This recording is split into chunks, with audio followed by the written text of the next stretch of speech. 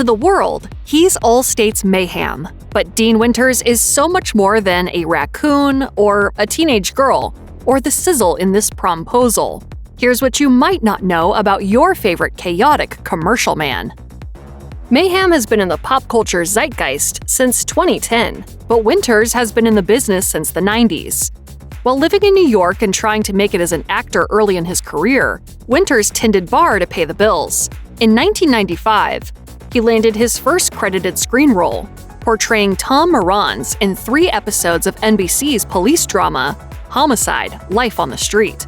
That gig was the result of Winters' job serving drinks. Homicide writer and executive producer, Tom Fontana, entered Winters' bar late one night, and as Winters recalled to the AV Club, "We had never met before, but he was doing the first season of Homicide, and he and I became really good friends. He offered me a part for my 30th birthday, and I passed on it. I told him I wasn't ready to be on TV yet, because I was still living downtown and doing theater."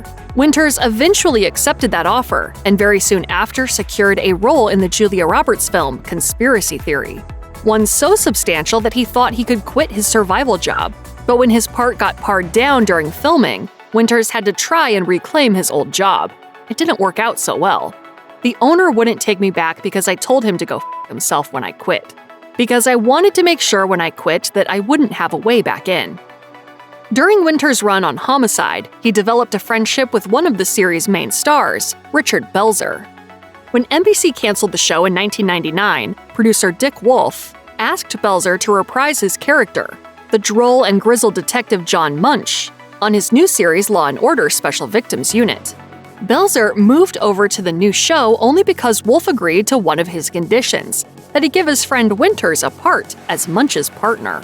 Winters played Detective Brian Cassidy for the first 13 episodes of Law & Order SVU, but he continued to show up as a guest star throughout the series until 2019.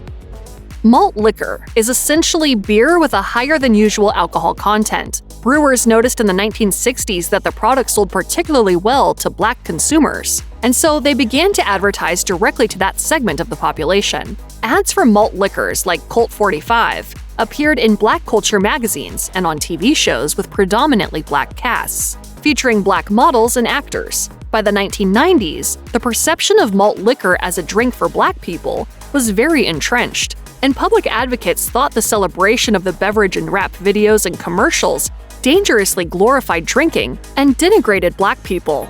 When the NAACP called out the G. Heilemann Brewing Company, the Wisconsin-based producer of Colt 45, the company decided to make exactly one commercial with a white actor, Dean Winters. As Winters explained to Esquire, the makers of Colt 45, they were being targeted by the NAACP for only playing to the urban crowd. So they had to make a commercial with a white guy, and that was me.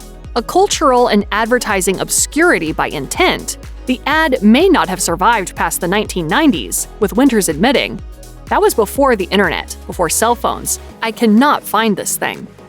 Winters is a fully established actor these days, but when he was first going for roles, it wasn't exactly a cakewalk. As he recalled to Backstage, one of his first auditions ended in an outburst. "I remember the director. Well, I'm reading and I'm being taped, and this guy is in the back on his phone texting, eating a sandwich. I remember taking my script and throwing it at him, hitting him in the face." But in 1997, Winters landed a part on a major show that led to him becoming a part of television history. He joined the original cast of HBO's prison set series, Oz, portraying incarcerated criminal Ryan O'Reilly. The history part? While the FCC disallows nudity on ad-supported broadcast television, cable networks like HBO are free to show pretty much whatever they want. And they did just that with Oz. During a Season 1 episode, Winters' character is held in solitary confinement, and the actor went completely nude for that harrowing scene, resulting in a rather unique accomplishment. It's kind of an embarrassing fact, but I was the first male to ever be full frontal nude on American television. Many HBO shows before and after Oz would feature disrobed female actors, but Winters' claim to that particular benchmark appears to be accurate. One morning in June 2009, Winters woke up running a fever, so he spent the day in bed. The next day, he still felt ill and noticed that his skin had turned a troubling shade of gray. His condition later deteriorated even further. As he recalled to Page 6, "I went to my doctor's office on Central Park West, where I collapsed. I was turning black, and my whole head was swelling up. During an urgent ambulance trip to Lenox Hill Hospital, Winters technically died as his heart didn't beat for more than 2 minutes. Revived by paramedics, he was placed into the ICU, where he spent 3 weeks receiving treatment for his medical issues and their source, a severe bacterial infection. Winters was sent home, but a month in, gangrene set in, resuming hospitalization for another 95 days altogether.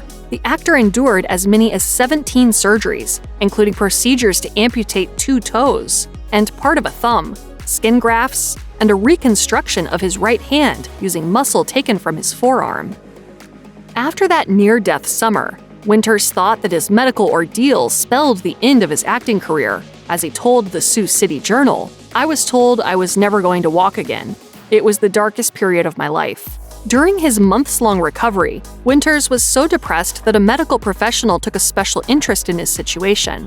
As he recalled, "This nurse took me to the children's burn unit.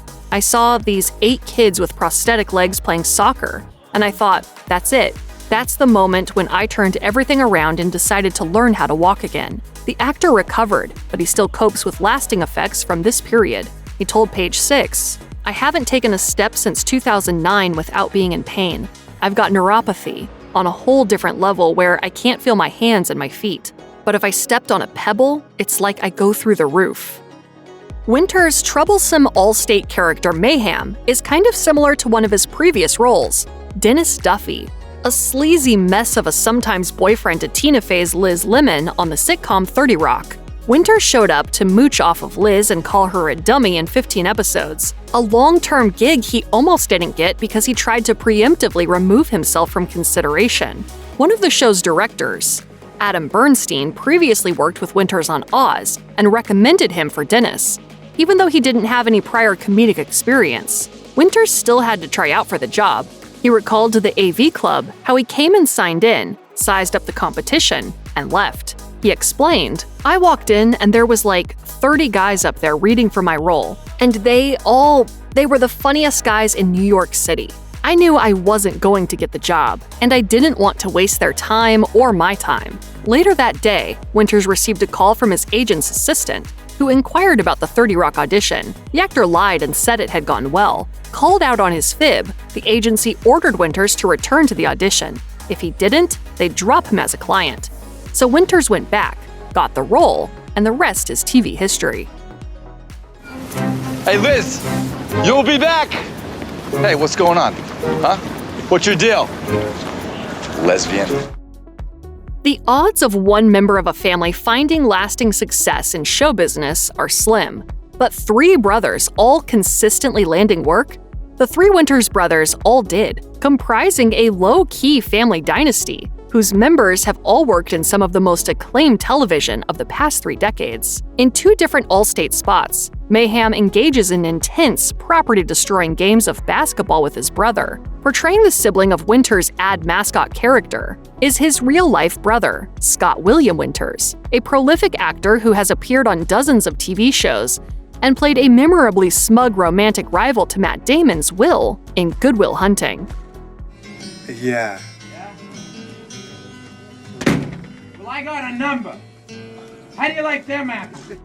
There's a 3rd brother in the Winters family, Bradford Winters, a TV producer and writer. The first series he worked on was Oz. He wrote 7 episodes of the show that co-starred brother Dean and featured Scott in a recurring capacity.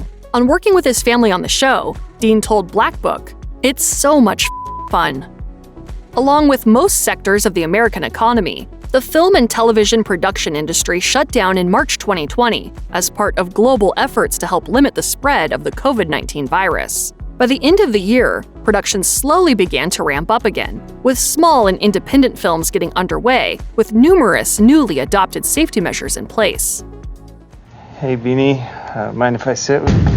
Too close! Back away! It is not safe! Okay. The air is not safe! This became standard operating procedure for most movies and TV shows over the next few years, and Dean Winters helped figure out how all of those anti-coronavirus measures would work on a day-to-day basis. Shooting began in November 2020 on the independent holiday feature, Christmas vs. the Walters. And as Winters revealed to TV Meg, we were one of the first movies to actually shoot during COVID-19. It was a real new experience for everybody. So that was the most challenging part.